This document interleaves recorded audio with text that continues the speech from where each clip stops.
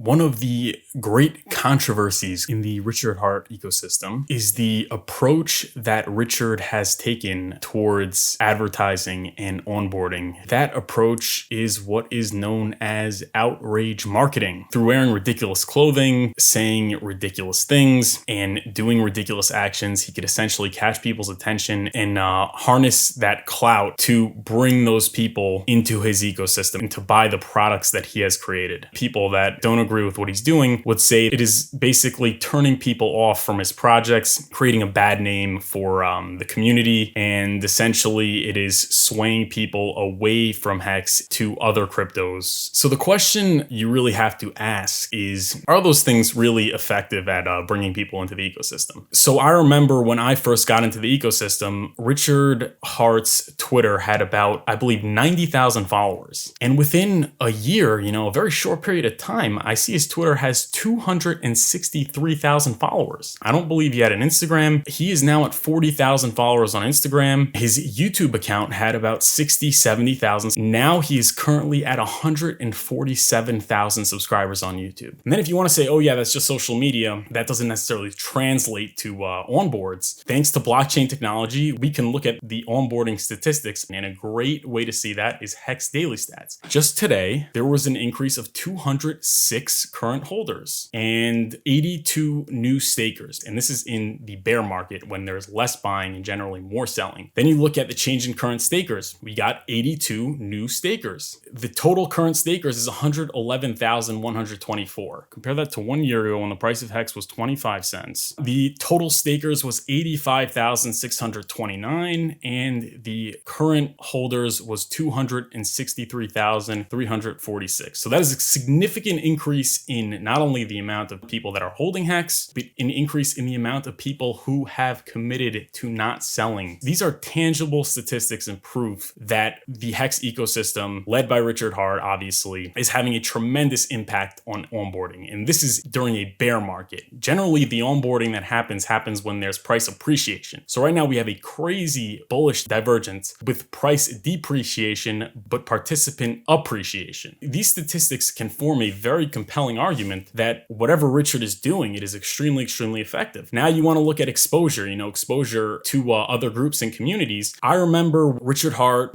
was having a tough time getting on any YouTube channels just because Hex was just a smaller community. It was early and people were complaining that they were being gatekept. Over the past year, he's got on Meet Kevin, Rolo Tomasi, Fresh and Fit, Ivan on Tech several times. He's become extremely close with BitBoy Crypto. That's the biggest YouTube channel. They are very good friends. They went out to a concert together. They got breakfast when he came to the US. He's been on Crypto Banter and he's been on Kitco News. The biggest interview he had was on Fox Business with Charles Payne. And obviously television has considerably more viewership than YouTube in general. And I remember when Charles was asked to have Richard on by someone in the Hex community, he quote tweeted him and he said, Charles Payne said, only if he brings his watches. And that just goes to show you that these things bring attention to him, and that attention can be harnessed to achieve what he wants, to get the clout that is necessary to bring Hex into this stage of mass adoption. Fresh and Fit, Rolo Tomasi are the Manosphere, Fox Business, which is very into stocks, Rand Nooner, Crypto Banter, Ivan on Tech. Those are huge crypto channels. And then you have Meet Kevin, which is a real estate channel. And you're appealing essentially to a wide variety of audience that cover various different topics. And you're bringing these demographics to Richard Heart's products and his ecosystem. I think to cover the counter arguments, well, I think the biggest complaint really is the price. Pretty much the price dropped 90%. I don't understand why people are complaining. People are attributing the price drop to his outrage marketing. Pretty much every single interview Richard does, he said Bitcoin drops 80, 85%, Ethereum drops 90, and altcoins drop 90, 95%. Dips are part of the game, and you should see them as opportunities. If you're going to attribute the poor price performance to outrage marketing, what's the case to be made for pretty much every other crypto that's down 90, 95%, or Bitcoin, which is down 80, and then Ethereum that's down like 82, 83%. I mean, what's the argument for that? They're not doing outrage marketing and they're down just like everybody else. So if we look at why the price is down, the most likely explanation is not the outrage marketing, because every single other cryptocurrency is having poor price performance. That is the consequences of being in a bear market. We're in early. It's an immature asset. When the market's down, it goes down more. When the market goes up, up, it goes up more. But if it has the product market fit and community around it, it will continue to go up over time. And obviously, being that I'm in Hex, I personally believe that you should do your own research, and none of this is financial advice. Another argument people say is that they're having trouble onboarding. Like they have, let's say, a cousin or an uncle or a friend that is worth millions, if not hundreds of millions, possibly billions of dollars, and they can't get them into Hex because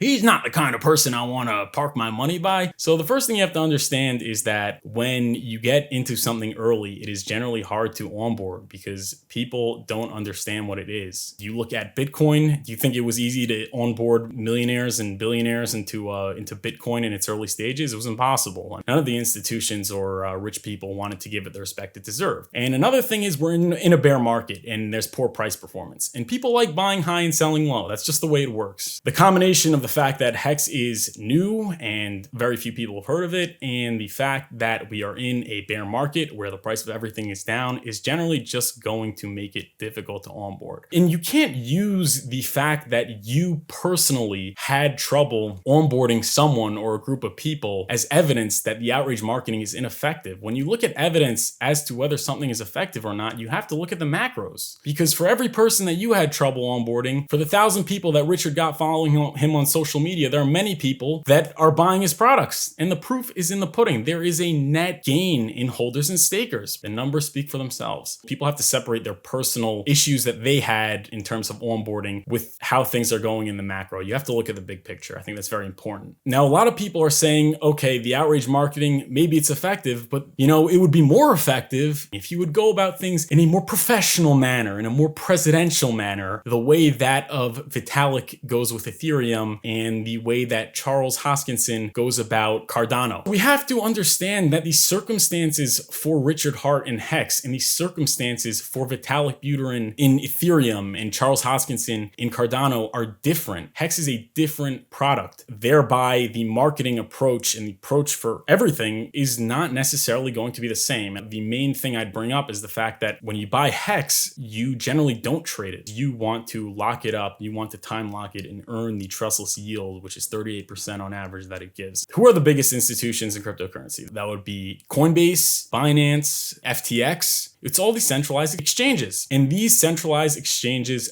benefit off you trading. They get fees on transaction and getting you wrecked with leverage. Hex is the antithesis of that. So these institutions that have all the power and they have all the influence in the space are not going to take kindly to that. They are going to gatekeep you. They have ties to these mainstream media institutions. They've networked with these large social media accounts, and they are not going to take kindly to a project that incentivizes buying and holding and not trading. There is a good possibility, I'd say, that the reason CoinMarketCap is gatekeeping Hex and putting it at 200 is because CoinMarketCap is owned by Binance. They would not want to give what they see as unnecessary clout to a project that does not benefit their business model. Projects like Ethereum, Cardano, Chainlink, they don't face those challenges. Being that Richard Hart is dynamic and comprehensive in his approach, he figured that this is the best way to go about it. And he has been having success with that. So I'd say to anyone that says, oh, he should go about things more professional, like that of other founders, you have to understand that his challenges and his situations are not the same of those founders because their token does not incentivize a thing that would be harmful, be detrimental to the centralized exchanges. What works for them does not necessarily work for Richard and Hex. People say, I miss the old Richard Hart. I want the old Richard Hart back. I remember when I was watching Richard doing his Bitcoin debate, and the guy that he was debating, who's been in Bitcoin for a while, he's an OG, he said, I miss the old Richard too. Max Kaiser probably thinks in his head, I miss Richard. I wish he was in the Bitcoin community. What you have to understand is being that Richard is forward thinking, he adapts to the changing environment. And the reason why these Bitcoiners miss the old Richard is because they're stuck in the past. They're stuck in the era when Bitcoin was where the forward thinking and the future was. Being that they're stuck in that bad predicament and they can't see it for what it is, they say they miss the old Richard. I think the same way people like us could see the Bitcoin OGs saying they miss the old Richard as being stuck in this bad predicament and not being able to see the big picture. I think when we look back and the price of Hex is up many multiples multiples, we are going to look at the people that said, oh, I missed the old Richard, as people that couldn't see the big picture for what it was. I'd say to summarize, understanding that Richard adapts, he is mutable in the way that he went from Bitcoin to Hex and he went from Ethereum to now Pulsechain. I think it is safe to say that he knows something that many of us don't. The same way he was ahead of the curve with Hex and now Pulsechain, I think he's ahead of the curve with how to market and how to onboard. And it's not really that difficult to understand. I mean, you just look at the numbers. The numbers speak for themselves. Bear market is going to have huge corrections for Bitcoin, Ethereum, and even more so for newer projects. And I think if you're able to just step back and see the big picture, see that he's getting on these mainstream shows and he's getting more social media engagement and he's getting more holders and stakers, I think you could really see that what he's doing is very, very justified. This is not aimed at anybody personally. It's just my thoughts in general regarding the Outrage marketing and how it pertains to Hex and things like that. If you enjoyed, please like, subscribe, and follow me on Twitter. Thank you.